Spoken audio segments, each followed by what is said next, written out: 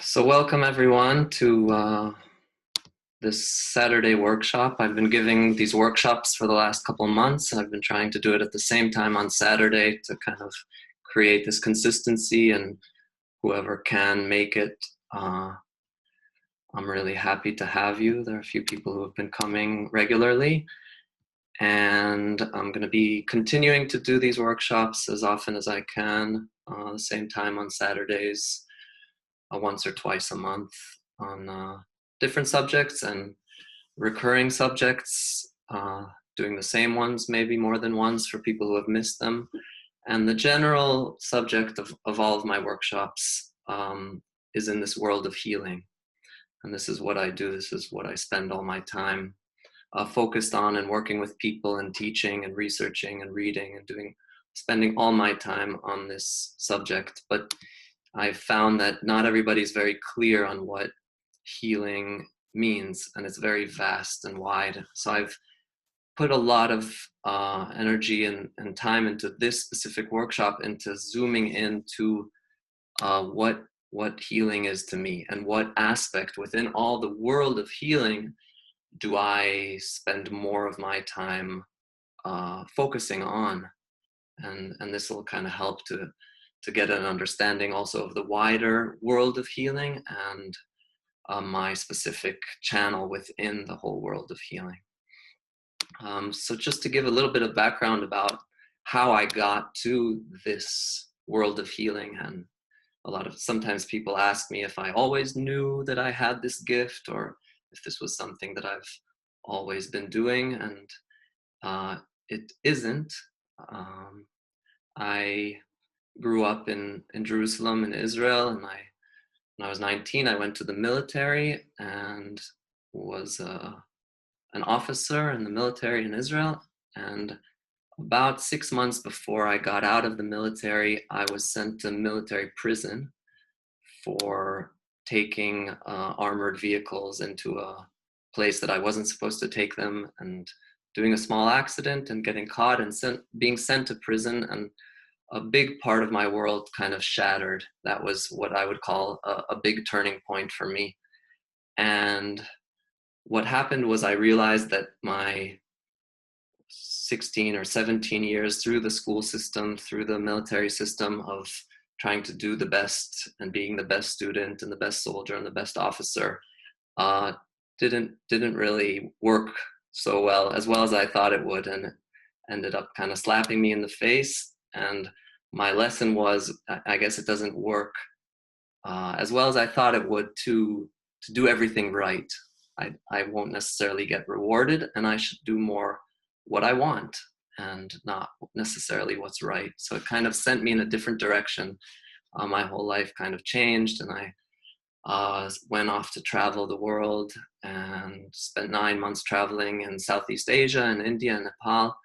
And that's where I was first introduced to a different way of thinking. And specifically, I met a book there that I remembered today that I was reading, called Anatomy of the Spirit by Carolyn Miss. And this is the first time that I encountered this idea of the deep connection between the body and the mind. She speaks in the book about how our biography turns into our biology. And this is a sentence that kind of stuck with me. I didn't really understand the depth of it, but it was really understanding how much our personal history, our biography, the things that happen to us, affect our biology and our physical body. And she touches on the specific organs of the body and how they're affected by different kinds of events that happen to us. But I just touched the surface of this. This was back at the beginning of 2014, and I didn't actually know that I would dive into this world later on. And I started studying with a Zen master, started studying meditation, and also getting introduced to the world of therapy through trilotherapy in Israel. And this kind of sent me into a world of exploring emotions, and that connected me to Dr. Nader Bhutto. And through his unified integrative medicine, I was able to kind of make a connection between the world of emotions and our physical world.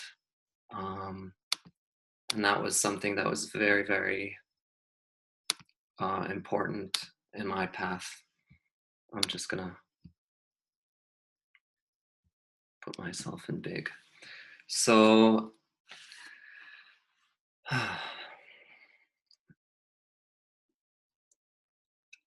through the work of Dr. Buto, I continued to kind of research, and I found Dr. Lasko in Switzerland, who I was introduced to the work of that he did about healing with love. And then I studied recall healing in Israel with Gilbert Renaud, and this is kind of what took me deeper, a lot deeper into the world of how our mind, our psyche, our emotions affect our body specifically. And recently, the last couple months, I've been studying German New Medicine, which is a kind of grandfather of recall healing. So I'm going to give you at the end also resources, a kind of list of all the teachers and the books that I've went through if you're interested to research any of them, because I've kind of gone through a lot of them. So you don't have to remember any of them, but just to give you a general idea of the path that I went through. And I'm actually going to start with German New Medicine, which is the most recent thing that I've studied. And before I do that, I would like to start actually with our body. And kind of the foundation of this practice and of what I do is taking a different approach to our body, because we are so used to treating our body, and the systems are so used to treating our bodies as kind of biological machines, as these things that will kind of carry us. We don't give too much attention to them unless they start to malfunction, and then we kind of have to go to take them to the shop, right? And we have a doctor who's like the mechanic, and he knows all the things that we don't know about fixing our car, so to speak, and he has all the answers, and he gives us, whatever medication we need or whatever help that will help us continue on with our life. And we don't really give a lot of attention and thought to why our bodies do what they do.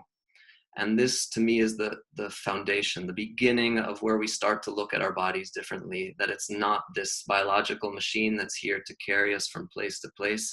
It's actually this incredible system that's guiding us all the time and speaking to us all the time.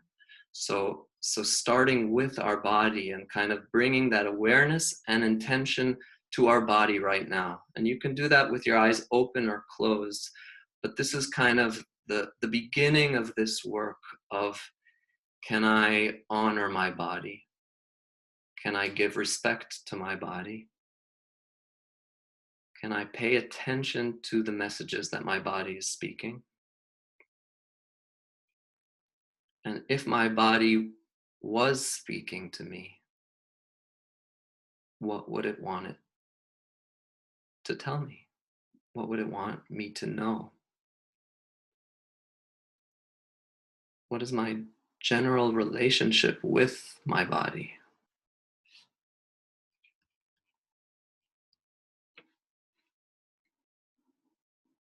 Do I give it attention daily? Do I put good things into it, nourish it with foods that are nourishing? Do I treat it like a garbage can sometimes, just putting things in it without thinking too much? And when it malfunctions, when something is uncomfortable, when something goes wrong, what's my relationship with my body in those moments? Do I get angry at my body?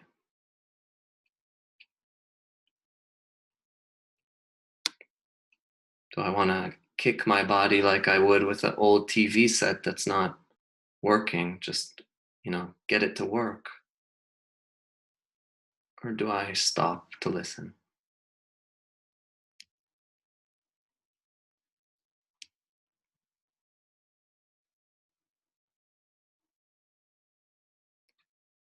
And zooming in even more to what part of my body is the least listened to, is the least honored, the least respected.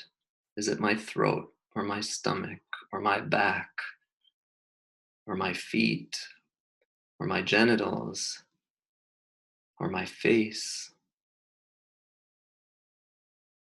What part of my body is the relationship with most negative, or I feel most frustrated about?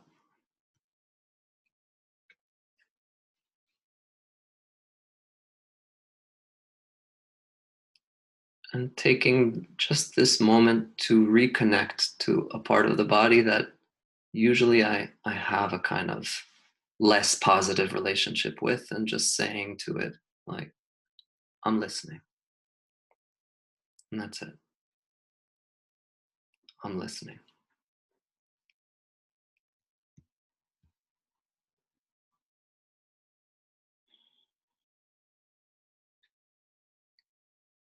And taking a deep breath in, getting ready to open your eyes back again, and kind of staying in this kind of presence throughout the next hour or so, really in tune with the whole of your body, and specifically with that problematic part, we can call it.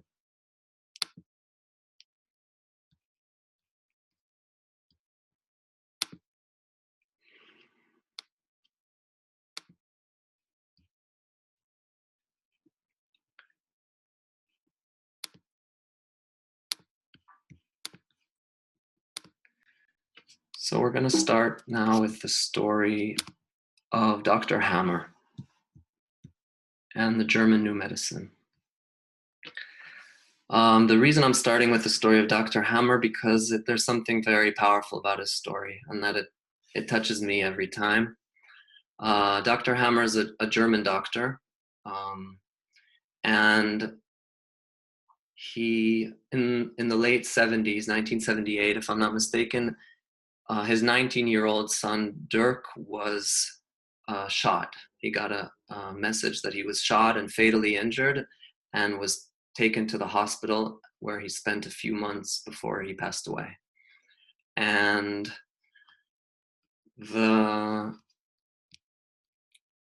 Dr. Hammer was a surgeon, and he really wanted to save his son, and he spent a lot of time and energy sitting by his bed in those months that he was injured until he died. And what happened to Dr. Hammer within a few months after his son died was that he developed testicular cancer.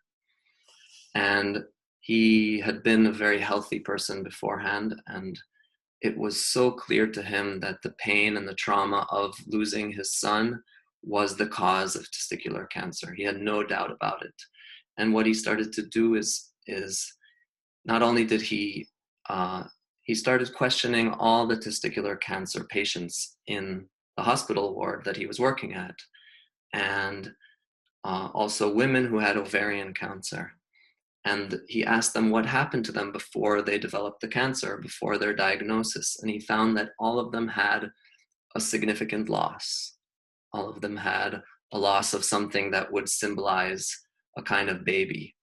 And when we start to think of the symbolism of why is it the testicles, and for women the ovaries, is this is our reproductive organ.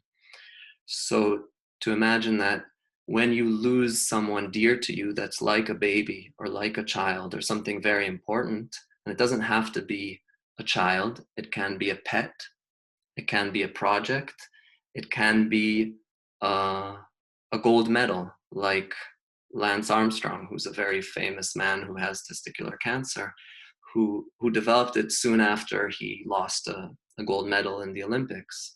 So what Dr. Hammer did in the 80s was he was able to make like put together all these cases of testicular and ovarian cancers, and show that all of them had a story, a conflict of a deep loss that was connected to this diagnosis. And what he started to do was to research other forms of cancer. And he, over the next 40 years studied over 40,000 cases where he was able to show the connection between the conflicts and a specific part of the brain that's affected and a specific organ, and to make the connection between all of these. And his research is the most extensive research.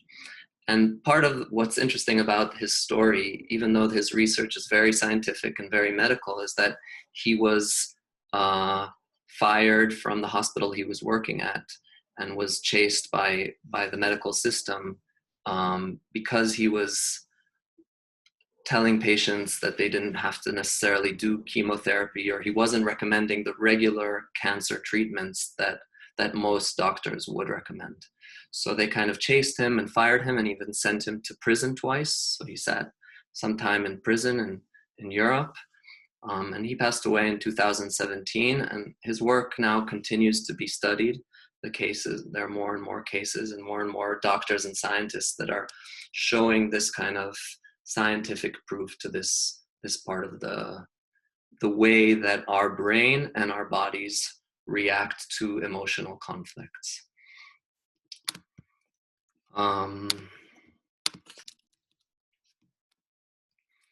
So one of the most important things that he shows, and that his research is showing, is that the body will treat the physical exactly the same as the emotional. And we're seeing this is something that we really know, how connected our physical and emotional is. There are some things that we kind of take for granted, and there's like a barrier between what we know that's connected, the physical and emotional, and where it's already not connected anymore. So we know that when we're scared, our body will shake. Like, this is a natural reaction to the fact that when we're having an emotion, our body is reacting. And we know when we're embarrassed, we'll blush, so our face will change. And we know that when we're angry, we can feel a kind of tension in our body. So there are some things that are very, very clear, that when we experience certain emotions, it will affect our body. Another thing that we know about is stress and blood pressure. This is something that all doctors will talk about, and a lot of other stress-related symptoms. It's like, yeah, we know that a lot of the symptoms are connected to stress. We also know about the placebo effect. So we know that that when we test medication, we have to take into account that our mind can affect our body's ability to heal. When we take something that we think is beneficial, even though there's nothing in it, our body can believe that we're taking something beneficial, and just that belief is so strong in order to allow our body to heal, that we have to test medication with a test group in order to rule out this placebo effect. So we know for a fact, and this has been proven in all of the research that's been done about the placebo effect, that our mind affects our body. And this is very clear.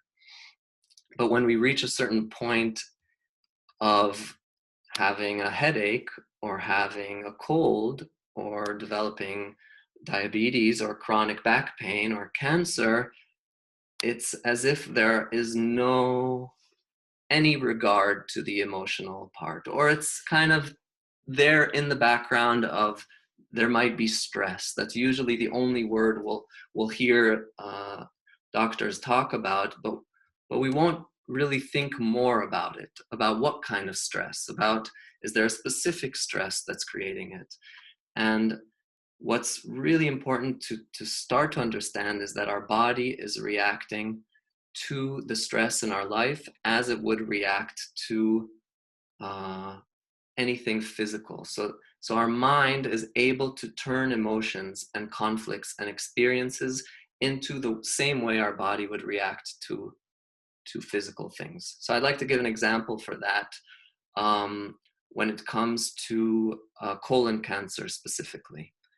And when we think of the digestive system, we can imagine that if we were to swallow a bone, something indigestible, so imagine like a big bone, or something that's very difficult to digest, and we can see this in humans or in animals, our body knows intuitively in its biological systems to create more digestive cells to create a kind of to add on more cells than usual in order to digest this indigestible piece of something that's stuck in our digestive system. And this is a very natural process that our body knows exactly what it's doing. And what's interesting is that this kind of reaction that the body makes would look in a X-ray or in a test like a kind of tumor in the digestive system. And what we'll see is that the body's reaction to something that I can't digest in my life, the body will react to it as if it's a bone that I can't digest. So the example that I'm going to give is being fired or losing a big sum of money or something that's really shocking or really difficult to digest emotionally. Our body will react to that emotion, to that experience, as if it's a bone stuck in the digestive system. So what we'll find many times in patients with colon cancer is that something happened in their life that they couldn't digest.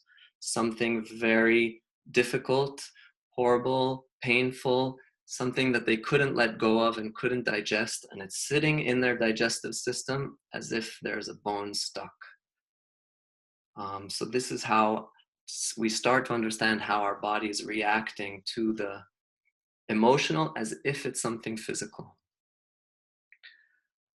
Another thing that's interesting to note is that many times disease or the illness, and the reason I hyphenate the word disease is to kind of take it away from the usual way we just talk about disease and kind of put it in this category of something that we don't understand or that it's a very specific thing, and I'm trying to allow us to connect to it more as an experience of dis-ease, and to see that many times this is actually part of the process of the body to heal.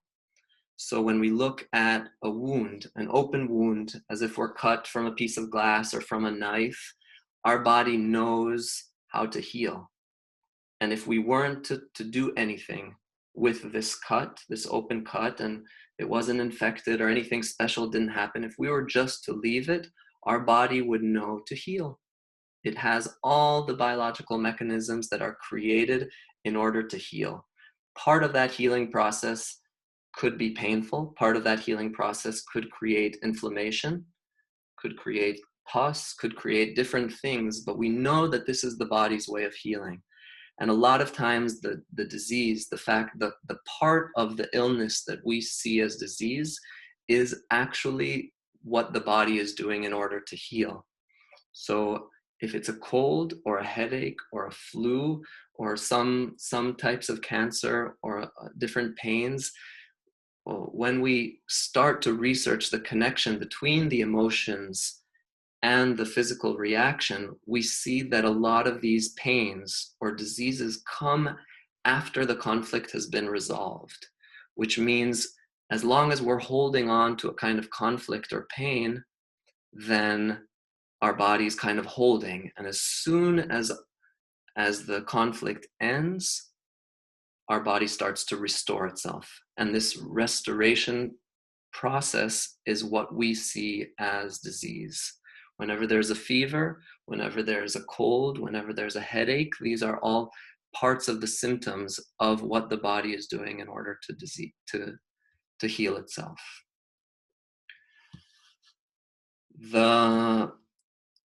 And then the question comes of where does illness come from?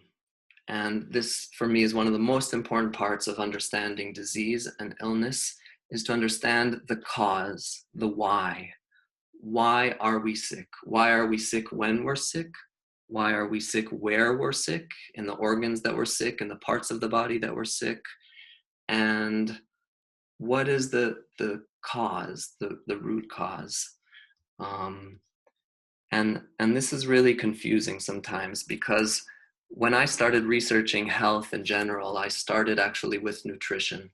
And when I started with nutrition, I started in a place where I discovered that we eat so many things that are unhealthy for us, And this discovery was incredible. It was like, oh wow. And I started reading and researching and hearing all these stories about people changing their nutrition, changing what they're eating, moving to plant-based diets, stopping to eat processed foods, doing all of this nutritional change and healing their bodies. And for a while, I was sure that the root cause of disease is a bad diet. And this is something that I still hear till today, that there's the root cause is bad diet, or the root cause is a chemical imbalance, or the root cause is a poisoning or a toxicity. Um, and and in order to understand this better, I found that we need to separate the kind of root causes. What I'm focusing a lot on is the mind, the emotion, the psyche, the part of us that's more connected to emotions. And that is a part of the root cause of disease, but there also is the physical part. So just to make that clear, we have these two root causes, the two parents that create disease. And we're going to talk about both of them. So the first one is the father. And we talk about the father and the mother of disease. And the father is the environment. The father is the things that we can measure. Again, usually in the medical system, there isn't a lot of talk about prevention and about why we're sick. A lot of the answers come from what we don't know, but more and more there are tests that we're doing, blood tests and breath tests, and the gut, testing the gut and the microbiome, and testing all these things. For me, functional medicine is the best system that works with the environmental aspect of what can we test and what can we physically see that is causing this disease, right? So we talk about the toxic environment part of it, and that's the general part of the father. What part of our environment is toxic? Is there toxicity in our blood system? Is there bad nutrition? Am I not exercising enough? Am I hit by something external, like an accident or something that's hitting me, that's creating this what can be a disease or a pain? And stress is also something that's kind of on the border between the environment and the emotions. But these are all things that are measurable. Dr. Bhutto talks a lot about vitality and stress, and these are two very important things when we're looking at the father, and these are things that we can measure. Vitality is the level of energy, the battery, and when our vitality is low, it means our battery is low, and this is a root cause of why we're sick, because our level of energy is very low. And stress, and stress would be, how much are we in a kind of constant stress? If it's our work environment, if it's our relationships, if it's the things that are a kind of constant stress, and part of treating that is removing ourselves from a stressful environment. So all of this is within the world of what we can measure. And these two things that Dr. Bhutto talks about have actual things that we can measure physically. Stress we can measure through HRV, heart rate variability, and vitality we can test through what's called bioimpedance. If you want more information about that, I'll be happy to share it, but it's not as important. It's just to give an example of how these are all measurable things that when they're out of balance, when they're lower than they should be, when they're not in the right amount that they should be, then it's what can be the root cause, the environmental root cause of disease. On the other hand, when we talk about the emotional and mental root cause of disease, it gets so much more complicated. And this part is what, for me, is the most interesting part and the most complicated part, because it's not measurable. It's not tangible. We can't feel it, test it, measure it, and see it in the same way that we can see the environmental part. And it requires us to look at our traumas and our pains and the emotions and all the things that we would rather not look at. But to me, this is the mother of disease, right? This is the root cause, the emotional root cause. And I'm going to be very specific about when I talk about the root cause. Is it the environmental root cause or the emotional root cause? Because it really matters how I talk about the root cause. So when I talk about the emotional root cause, there's so much in this world, and it's a kind of lifelong journey of researching and going deeper and deeper into our own psyche, into our own life and world to find out what is there, what is the root cause. So we start to look at the emotional conflicts that happened right before there's a diagnosis or there's a symptom, right? So this is the first thing I look at, that if somebody has a symptom or has a disease, what happened right before? In the hours before, in the days before, in the weeks before, there might have been a stress, a specific conflict, depending on the area of the body that's affected, that I can start to ask and look and find out, how is this symptom connected to what has happened recently. This is the first place. What happened? What's just happened in your life? What's interesting is the next thing is the previous conscious life conflicts, which means what has happened similar to this conflict previously in your memory. And this is what when I do the workshop about the life timeline, I go deeper into this specific way of how do we find out when the previous life conflicts have happened, and what is the way to kind of look at that in order to find out. So I have a whole workshop just focused on how do we look at a life timeline in a way that we can look back and do research of my whole life and find the cycles that repeat themselves and the conflicts that repeat themselves.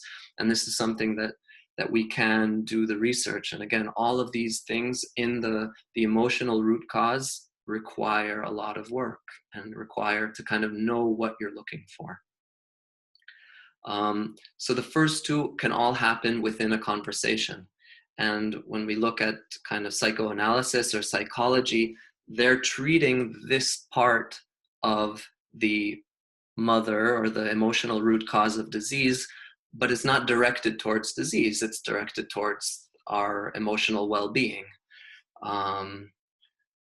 And what I'm going to talk about also is how we need to connect the two, kind of connecting psychology and psychoanalysis with the treatment of disease, because we can't really separate them once we understand that the body is much more than just a biological machine. So we find out that we have the emotional conflict that may have happened right before. So if we talk about Dr. Hammer's story, it's the loss of his son that was within months before his development of testicular cancer. And if we go back and ask him what happened earlier in his life, we might find similar conflicts, like a loss of something important that would have happened earlier in his life, that are very similar to that specific conflict. So we find that the first conflict that happened right before the time of the disease sometimes isn't the most intense one. It can be just a trigger that's reminding of what happened earlier in life. And then the third thing that we'll look for is what happened that we don't have any memory of. That's unconscious life conflicts. And this is something that we can look at the work of psychoanalysis and Carl Jung to understand how much we carry within our subconscious, how many of this unconscious and subconscious cell memory, we can call it, that we carry with us. And we know that it affects our psyche, it affects our mind and our emotions, but this is also what can affect our physical body and create disease.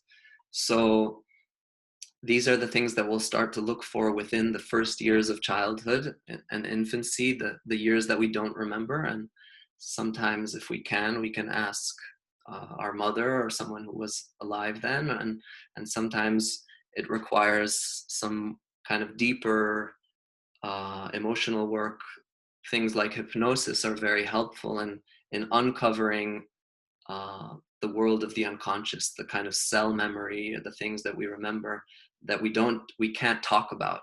So psychoanalysis or psychology will kind of be limited in the ability to reach this stage of what's unconscious. And the birth itself is another. So this is still within the lifetime. And the next part, what we'll look for when we're looking again for the emotional root cause of disease, is what happened before birth. So imagine that we're kind of programmed and our brain is already born into the world with 9 months of pregnancy and with the conception. And what we can kind of imagine is that what was happening with the parents at the time of conception, kind of leading up to the time of conception and throughout the pregnancy, is what's shaping the life of this fetus and this child to be. So, and we find that and I have a whole workshop specifically on what's called the project purpose, that we focus only on this part. So, right, there's a specific part that's called the project purpose, that is the time before our birth and conception, that shapes a very large part of what our conflicts are and what can later on create actual disease. And the last thing is the lives of the parents and the stories or secrets from the family tree. So we go even further back and we realize that we carry stories that can be from generation to generation.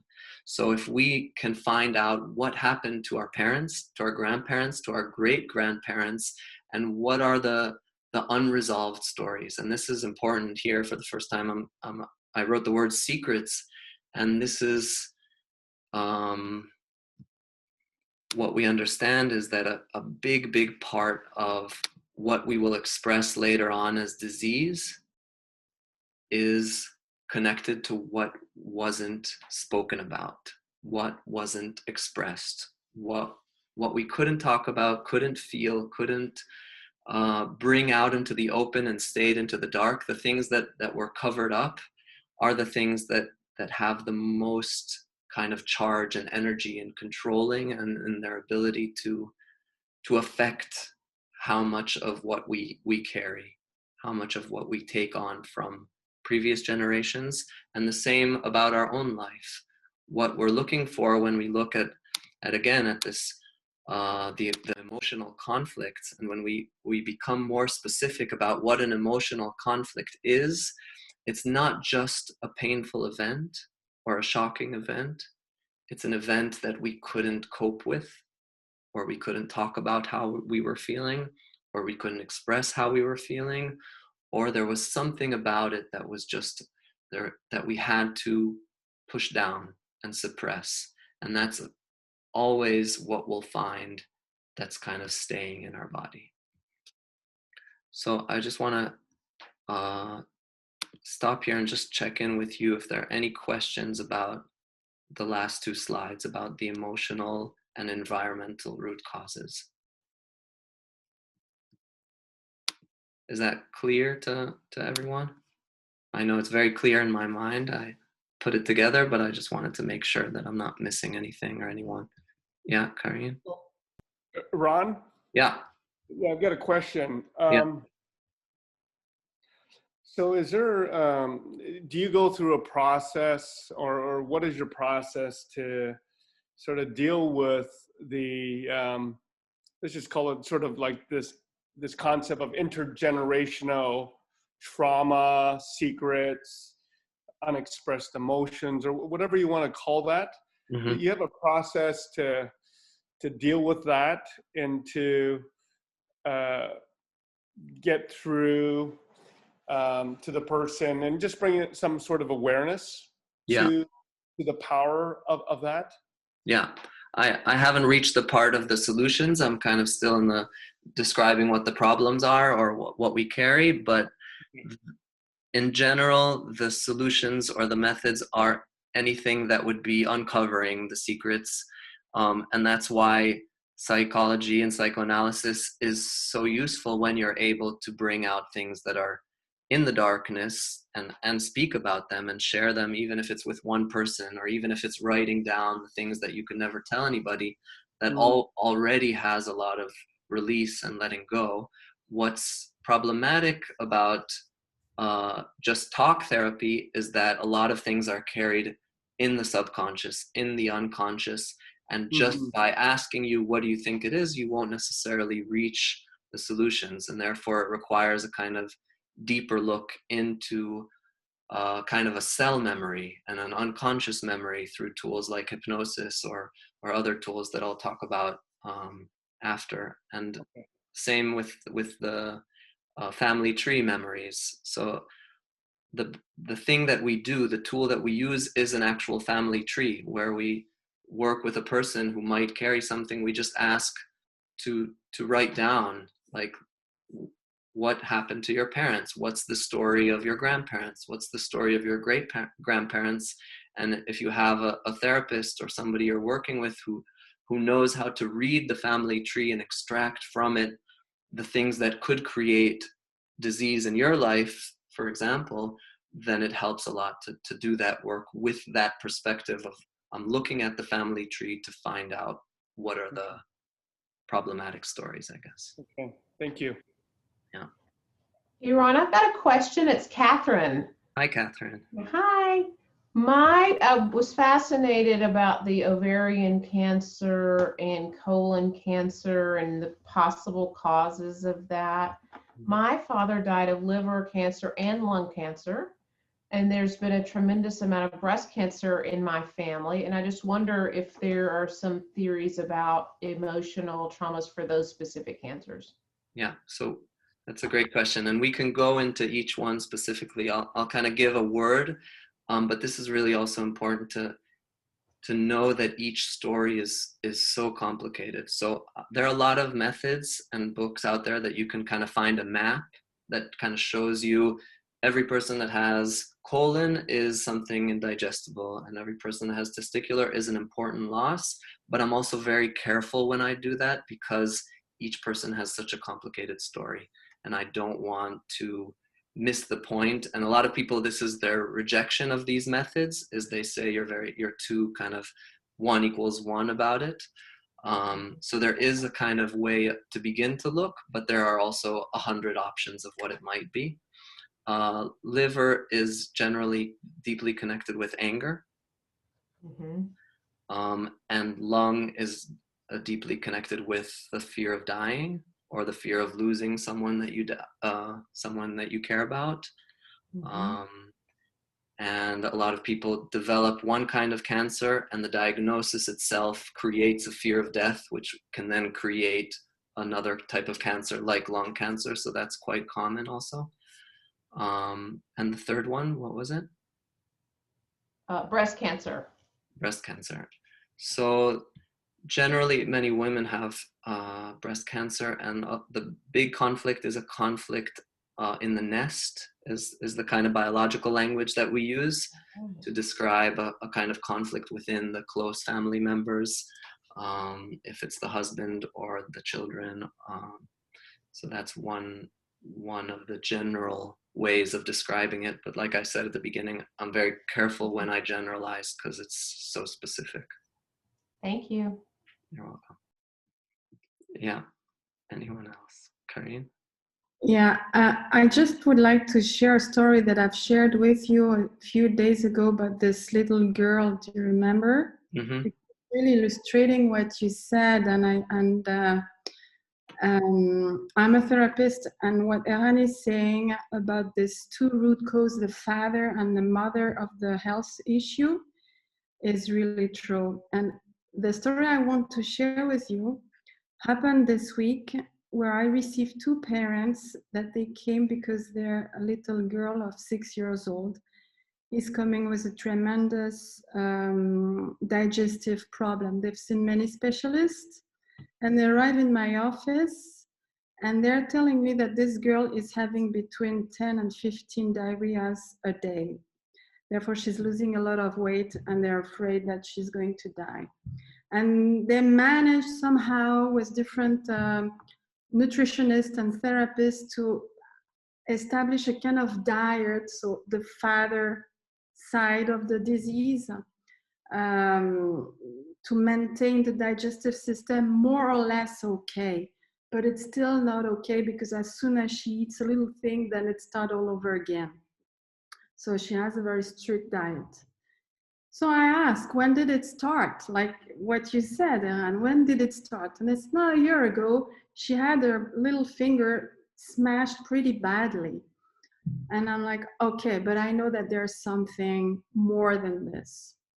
And I knew that something happened when the mother was pregnant. So I asked the mother, this is exactly what you shared with the mother the mother's side, like the mother root cause of the disease, the emotional part. So I asked the mother, what happened when you were pregnant? And she says, I had all my feelings removed, full of mercuries, and I'm sure it did something back to my baby. And I said, this is not the kind of story I'm looking for. What happened to you emotionally? And believe it or not, what she told me is that when she was pregnant with the baby of 4 to 5 months old, she went to have the regular checking, and they discovered that the baby had a bad formation about the heart, and that she had to abort. And they went through different checkings, and I kind of asked question to the mom, and then we reached the point. I said, what did you feel at that moment? And she said, I was afraid to lose my daughter, and we even started to establish all the regular procedures for burying the body of the baby.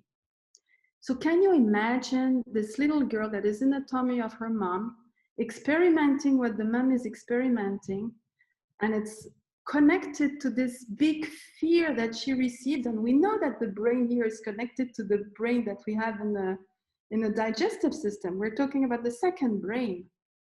So we found the mother root of the disease, which is the emotional part of it. So sometimes it's really back.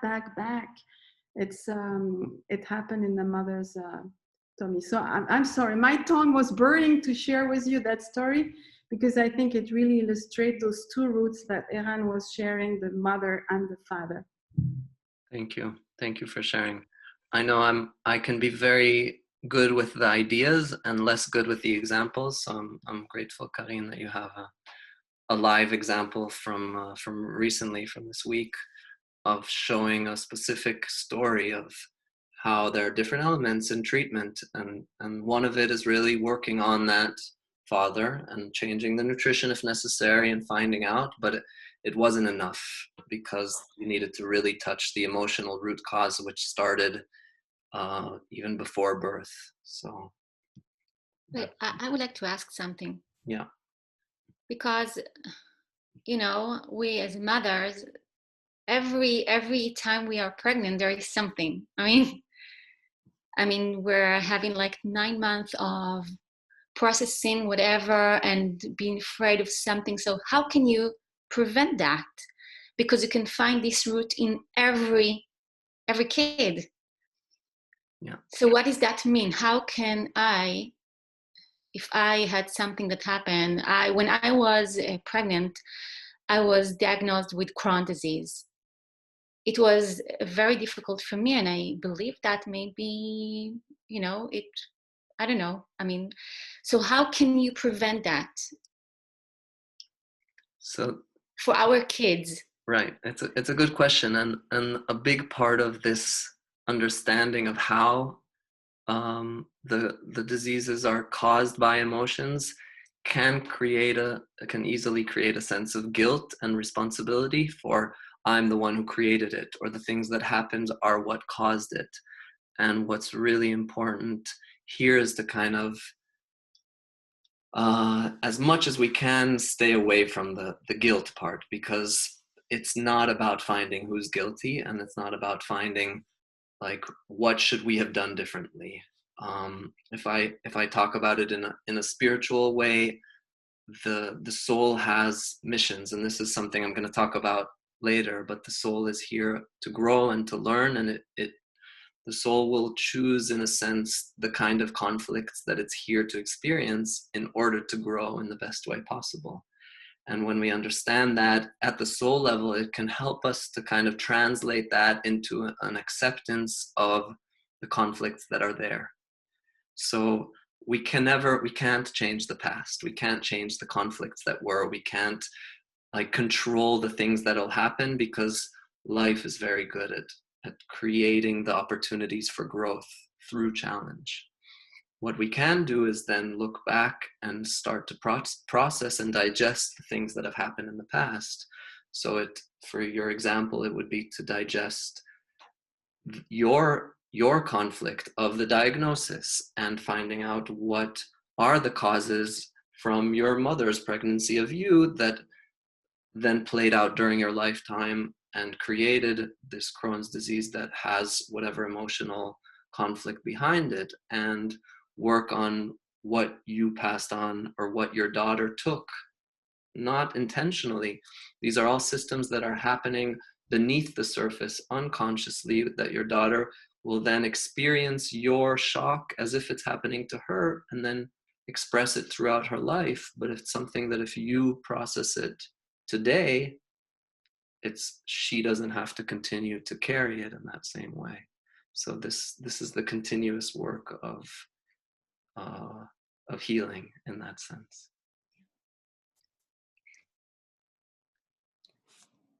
Eran, I've got one quick question. Hopefully it's a quick question. About 1.5 years ago, I got diagnosed with a PAC, a preatrial contraction. And, and having done some work with you, I recognize that I haven't dealt with some emotions, right? Mm-hmm. And I know that I'm holding on to things. So what's attributed to different heart rates? It could be, like AFibs, right? So how would you answer that? Again, like I answered Catherine, there's the smaller resolutions. In general, the heart is a territorial conflict. That's the kind of theme of the conflicts of the heart. So it would be to explore what would have happened before 1.5 years ago within what you would consider your territory, which is your home, your workspace, your family. And these are the kind of conflicts we would begin to look for. But again, it's so specific, and there's hours of research to do. But that's just I definitely would like to do some work on that with you in the future. So I'll reach out with you. Sounds good. Okay. Anyone else have a question? Rima, did you have a question?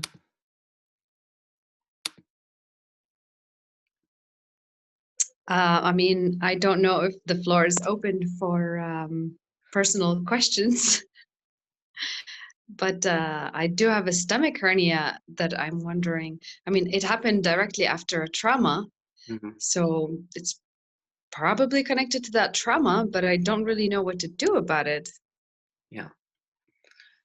So this is, again, the theory is very important, and it helps also to just make that connection, to say, wow, what if this symptom that maybe I'm still experiencing today is connected to the trauma that I experienced before? And just that is already a lot to start to kind of get a sense of the possibility of there being an actual reason for the symptoms.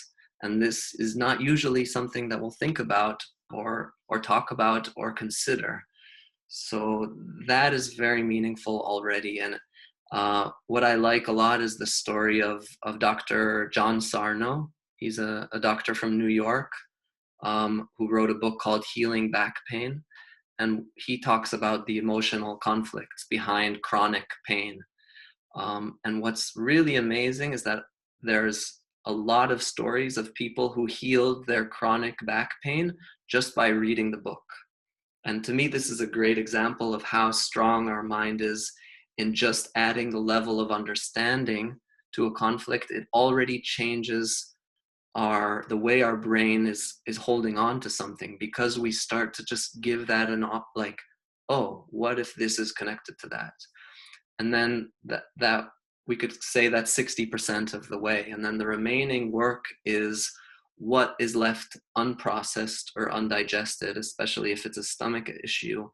There's an aspect of I couldn't process, or I couldn't digest, or I couldn't let go, or I couldn't forgive, right? These are also aspects, and especially in the Muslim culture, I would say there's a big story of forgiving that's common. The difficulty to forgive, it's kind of cultural to hold on to what other people did to us. And working with people, I've found that even the world of forgiveness is kind of foreign in a way. It's like, what does that even mean to forgive? So these are things to explore. Again, we're not going to find a solution, because actually working on the root, the emotional root cause of our disease, is doing therapy and healing and release of emotions. But when we know that it's specifically towards a specific aspect, the body kind of gives us the language to ask, what is it that I couldn't digest? So this is the question that we have to ask for the stomach. What specifically, what part of this trauma, what part of this pain am I still not digesting? So this is just to give a direction. And again, the work that has to be done is a more deep, introspective work of healing. Thank you. You're welcome. So I'm going to move forward, and we'll have time for more questions at the end. We're going to start talking about solutions. So once we've kind of understood that we have the mother and the father, the environmental root cause and the emotional root cause, then we can also look at the path to health. And we can look at two different ways to reach health. The first will be to release blockages, and the second will be to build strength and resources. And to me, this is my discovery of my research, my specific putting together all of the different pieces that I've studied into one slide. It would be this understanding of what is healing. And this is really important to understand, that not only is there two root causes, but there are two ways to address the root causes. And when we look at building strength and resources, then it's kind of the foundation of making a change. What's interesting also is that the work on the father is easier, and it supports the work of the mother. So we can't separate. We can't say one is important and the other is not. But I can say that the work of the environmental work, the father, the environmental root cause, is easier because it doesn't require emotions in the same way. To change your diet is something you can change today. To start doing exercise, there could be emotional blockages, and it's not easy to change habits, but it is something that you can change in a day. And there is that mix of, can I do good things that are kind of giving me points, and can I remove the things that are blocking me from actually being healthy? The example I like to give, that I also thought of, is when I was in the military, we had a course, training of first aid. If somebody gets hurt, every soldier in the field needed to know the basic first aid, how to give first aid to another injured soldier. And the first thing that we had to look at and do, before we even look at the person and what are their symptoms and what is going on, are they dehydrated, are they hurt, the first thing is safety. The first thing is remove them from the thing that actually caused them to be hurt. So if, we're under fire or whatever it is, we have to take them into a safe place. If the person is dehydrated, we have to take them into the shade or out of the sun as the most basic way of helping. And until we don't do that, we can't really move forward. And this is something that I think is missed a lot in the health system, is when we look at the root cause, we have to find out what is it that's causing your issue. And if it's something in your environment, you need to change that part of your environment. If there's toxicity in your house, mold, for example, you need to remove yourself from this toxic environment. If there's a product that you're using or a food that you're allergic to, you have to make sure you remove this toxic or problematic thing first in order to allow you to heal. And only then or I don't know if only then, or maybe at the same time, we want to add the things that will strengthen you and do the exercise and add the superfoods and add the supplements and the nutrients and all the good things that will kind of help to improve your health and charge your battery. And this is all looking at the father. When we look at the mother, we also see that there are two in the world of self-development and healing and this whole world. There's so much within both of the building strength and resources and the releasing blockage, and they're crucial to do both. Healing can't happen by just going straight to the releasing of blockages, because we need the resources and we need the time and we need to build up a kind of strength and charge our batteries in order to do the deep emotional trauma work. For me, I couldn't start any of this without changing my diet. That's just an example of my first change that I made in my life was the change of diet, was move to a more plant-based diet and eat less processed foods and pay attention to that aspect of my health. It was the first step, which is in the world of building strength and resources in the environmental root cause, that allowed me to even start changing the way I feel and think. And then I moved more into building strength and resources of the mother, a positive thinking, a healing visualizations, connecting to love, doing a lot of this positive strengthening of my mind and my emotions. So only after I did all of that could I have access to the world of, wow, there's unexpressed pain and trauma that I'm holding on to, and I need to go there. I needed to kind of build up my emotional strength, because the reason this is there and suppressed is because I couldn't process it. I couldn't handle it. I had to suppress it. I had to push it away, and I can't go straight there. It's not accessible in that same sense. So this is really important to understand these different aspects of healing, and it kind of gives us also a map to understand what the different modalities of healing do. When we're doing Reiki or acupuncture or energy healing, it can be within the world of the either emotional or environmental building strength and resources. So to do Reiki is an energy healing where you're kind of, it could be removing blockages, but you're not necessarily touching the emotional aspect of it. What I've also heard is through acupuncture or through Reiki or through something that doesn't necessarily have the intention to release emotional traumas, some more sensitive patients will connect to a trauma or release an emotion by doing something like Reiki or acupuncture.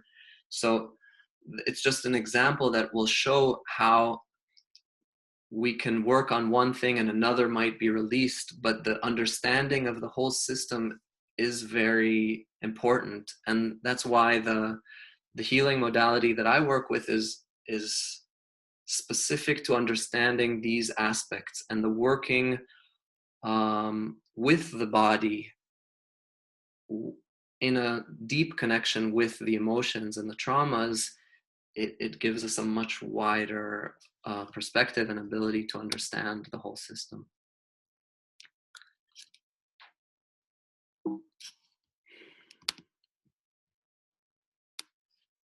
So it brings us to this kind of question when we start to look at the path to health and the things that we need to do within the environmental and within the emotional.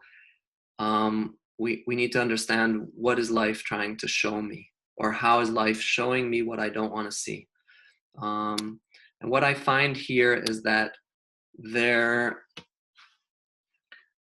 different people have different systems of how life likes to show them. So at first, I spent a lot of time working on my physical health in a way that would kind of guarantee that I won't be sick.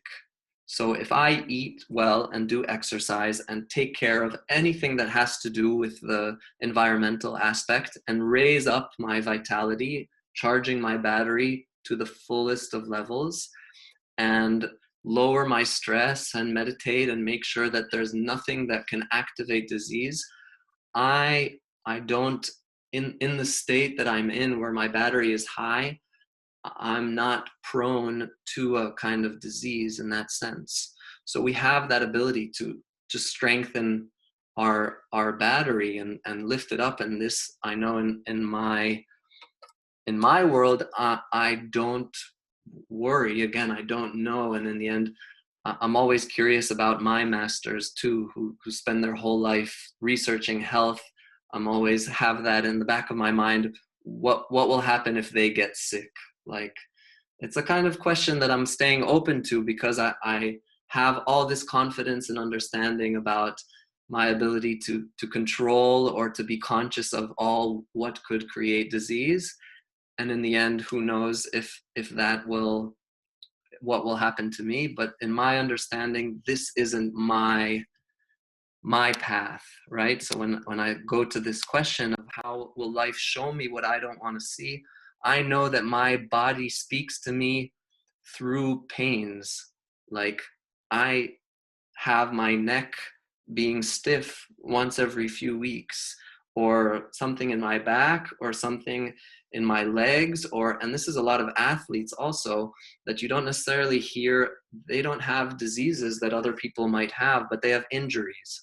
So I kind of like to make that separation between people with a higher battery and a lower battery, where the lower battery might create more kinds of diseases like cancer or diabetes or chronic diseases. And then a lot of time the solution of specifically raising up the vitality in the battery is already a big part of the solution. But what's interesting about this question is that I'm coming from the supposition that there's a kind of guiding force, and life wants to show me something that I don't want to see. So if there is an untold secret, if there is a trauma or something that I couldn't express, life or my body will find a way to show me something. And this brings us to the next question of why are we here, right? What is the reason that we're here, and how is our body actually a guiding system in helping to show us the things that we're here to learn? So this is, again, something that I take as the foundation of life, and what's important to me in understanding why we're here is that there is a meaning. There is a meaning to this life, and there is a meaning to all the little things that happen to us, and to the big things that happen to us, and to the traumas. And I believe that they're all here in order to allow us to heal and to grow and to learn different life lessons. And I believe that our body is our kind of guidance system that's helping to show us our blind spots. Whether if we're in the high battery and we're doing everything that we can, it might show us through injury or through a car accident or through something that's not working. And if we're in the category of a lower battery or a lower level of energy, it will show itself through disease. But it doesn't necessarily matter what way.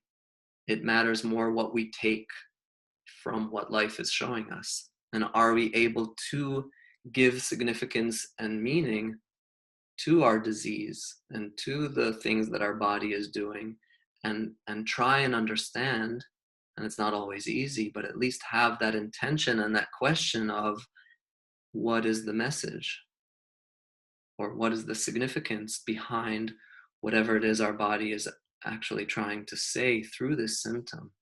And those who know me well know that this is on my mind daily.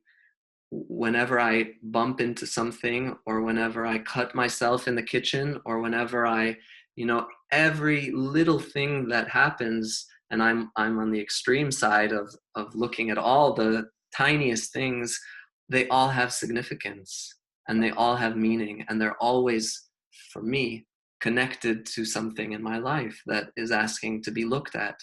And for me, this is super important because it's created a guidance system that I know that life will stop me in my tracks if I'm not listening. And life is so good at showing me when I'm stubborn and when I'm not listening, and when there's something I need to see, and kind of guiding me always in the right way. And I really have so much trust in that, and it's created an additional amount of trust in my body. What we started to feel in that meditation that we started with, tuning into our body, is that we so often lose trust in our body and feel that we're betrayed by our body for being sick. And it's kind of like this, we don't understand why is it doing this to me? Why is it failing me again? Why is it, treating me this way? And I don't have the consciousness or the awareness or the strength to say, maybe there's a reason, and maybe I can trust in my body, and maybe I can listen and tune in to what the message is. And again, this message is so complex, and it's usually multi-layered and requires a lot of introspection. And I've learned also that there are some things that even I, who spend my whole life thinking and looking at these questions about my own life, I'm limited in my ability to see myself. And the need for an external person or someone who can have that vision and that ability to see what I can't see is crucial. Having that kind of guide, or that person with the perspective that can look at the messages that I just can't see for myself. And that's always the challenge, especially for therapists. So the healing modality of the future, and this is kind of what I see myself doing, and what I see in the future, is this holistic way of looking at the body and at life, and not really separating between the malfunctions in the body, the diseases and the illnesses, and the car accidents. For me, they fall in the same category almost, because there's a message behind them. So I find the symbolism of the things that happen to be so crucial in our ability to treat and to really look deeply and ask that why, right? This basic question of why am I sick? Of why am I sick now in this time of my life? Why am I sick here in this organ, in this place? I was just remembering that I said I would mention COVID-19, and this is an incredible question, and it gives also some clarity about, like, it's difficult because the ways that generally the system and doctors are looking at the disease is a kind of, it lacks this very personal why, right? Each person that passes away and each person that gets sick has their own very specific story and has their own very specific life conflicts. And what we can see is a lot of fear, and that's clear, and a lot of fear of dying, and a lot of fearing of losing those who are close to us. And this is the conflict of the lungs generally, the fear of dying, or the fear of someone close to me dying, is the place in the body that's being affected by that is lungs. And that's why we're seeing so many patients that are affected by this disease in the lungs. But also it's so specific, and I find it so when the media uses kind of stories of healthy people who never had any symptoms before and were hurt so bad by this disease, I'm always questioning that, because I don't know. And do they know what, like, have they looked at all of the emotional and environmental root causes of each of these people? And so it's a challenge to kind of present it in that way, but to me this is it. And as someone who also experienced the virus on myself, and also accompanying Karine, who had the virus, and I was also challenged in my need to let go of the emotional part of it. It was kind of, there were moments where I just had to forget the whole world of emotional, mental, mother aspect of disease, and just look at the environment, and at this moment, right here, right now, focus on getting better. So as much as the theory all falls into place, again, the life is always much more complicated than the theory, and we have to, that was one of my biggest lessons, is I need to kind of surrender into letting go of all this knowledge and trying to understand what are the conflicts behind it, and just strengthen the body enough to get over the symptoms, so that we can then later on go back and do the emotional work. So this to me is that the healing modality of the future is the ability to balance between the environmental and the emotional, and to know which is necessary at which point in time, and to know that there are processes that take time. The treating and healing the emotional root cause of disease is not something that happens in a second. It's a lifelong process, and it requires continuous going back, and it also requires taking breaks from it and pushing it away and saying, right now I'm not in a place where I can do this kind of introspective work, because I have a family to take care of, because I have a business to take care of.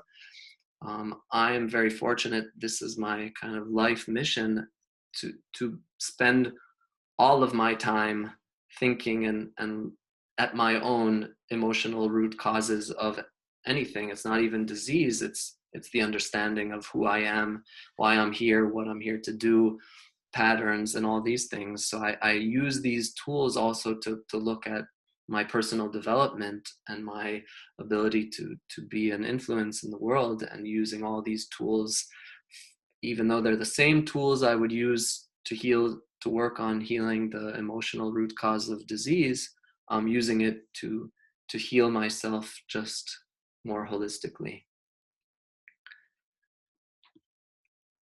I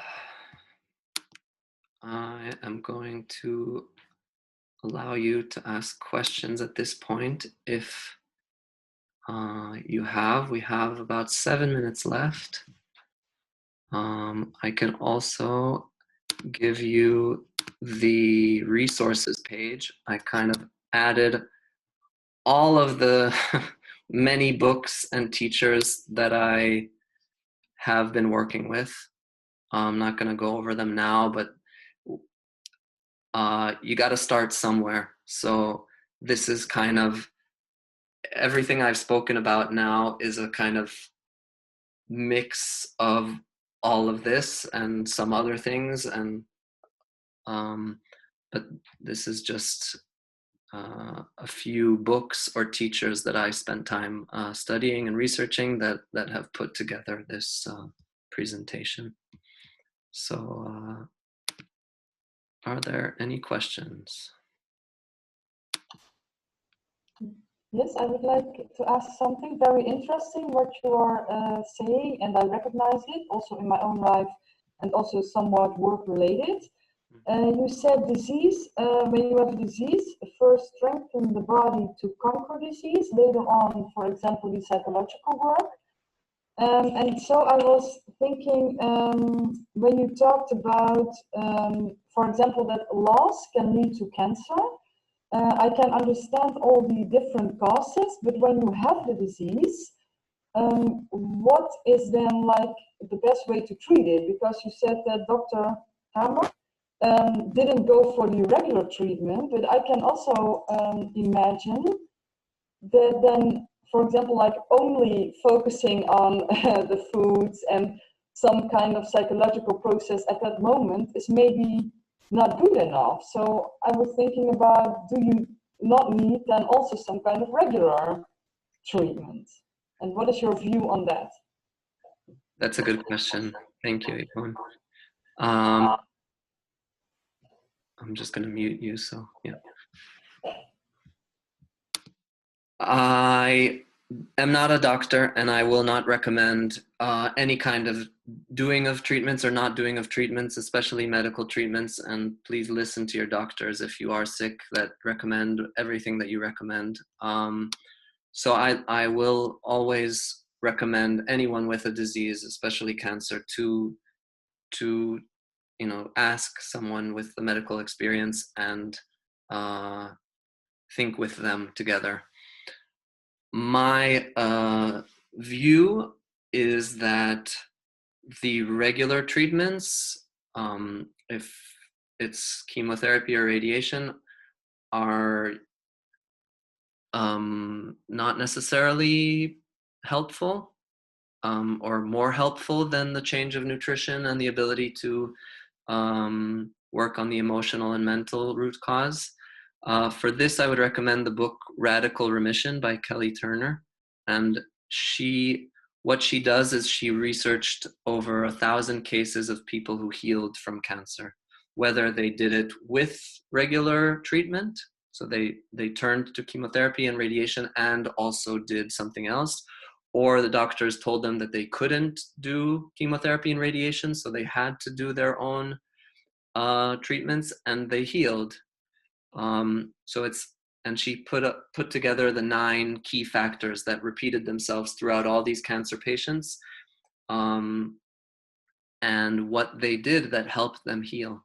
And what's interesting is that what she records in this book is that when cancer patients heal, doctors don't ask them what did they do to heal.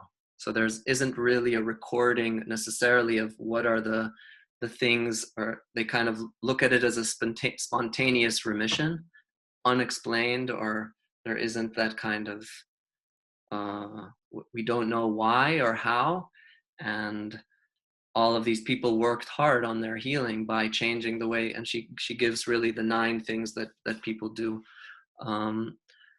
So it's very complicated. I'm very kind of not easy to speak about it because my opinions are very extreme and very far from what doctors would recommend. So I'm really careful about what I would say. If I were to be diagnosed with cancer, I would like to go to a doctor to get a diagnosis, to be clear about what I have. I wouldn't go through, again, it's easy for me to say now, and who knows what will happen, but I can just present this as what my intuition or what my feeling is. I wouldn't necessarily do the regular treatments. I would spend more of my time, energy, and money on strengthening the environmental by changing my nutrition, adding supplements, nutrients, removing any environmental blockages, checking toxicity, doing gut tests, breath tests, blood tests to see if there's anything blocking my environmental that created that toxicity, strengthening myself emotionally by doing healing visualizations, meditations, doing everything that I can to increase positivity, love, and gratitude in my life, and releasing emotional blockages, finding out what are the root causes of my cancer, what happened recently, what happened in my past, what happened in my mother's pregnancy, what happened in past lives. So those would be the 4 things that I would do before going and doing any regular treatment. Thank you. So for you, it is not only prevention, but also the way to treat disease. Yeah. Okay.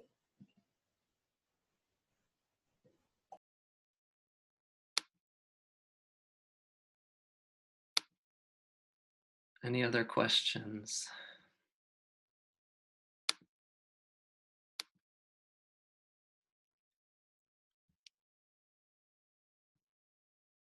Karine, do you have anything to add? Something that I missed, that I didn't think of?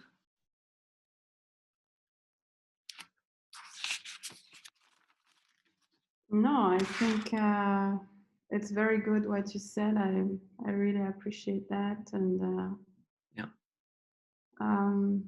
Maybe just regarding normal chemical treatment, whatever the disease is, I have a more moderate view about it. I think that sometimes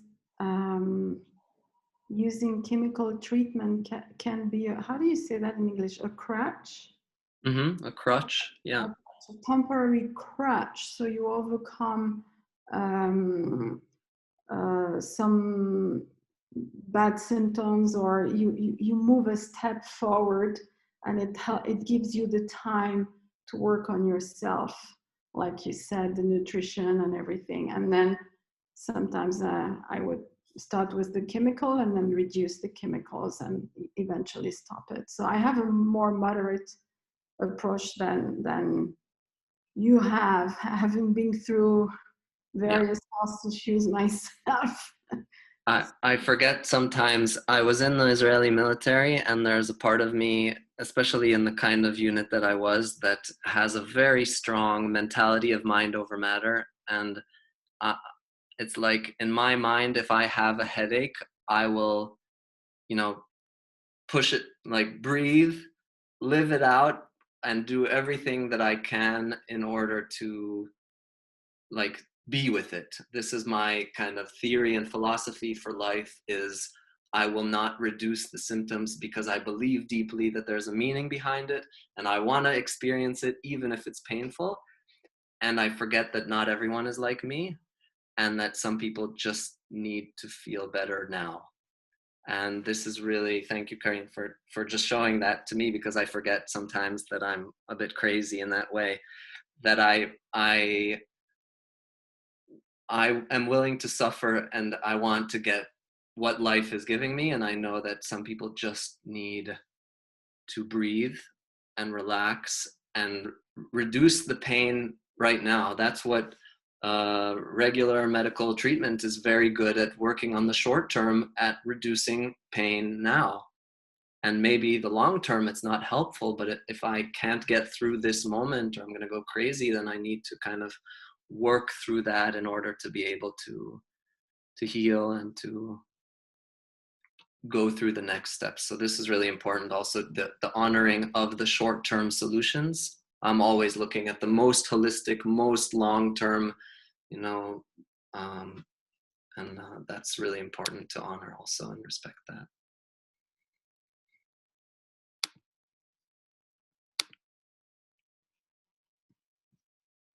We are out of time, so I'm open to any more last questions if anybody would like to ask.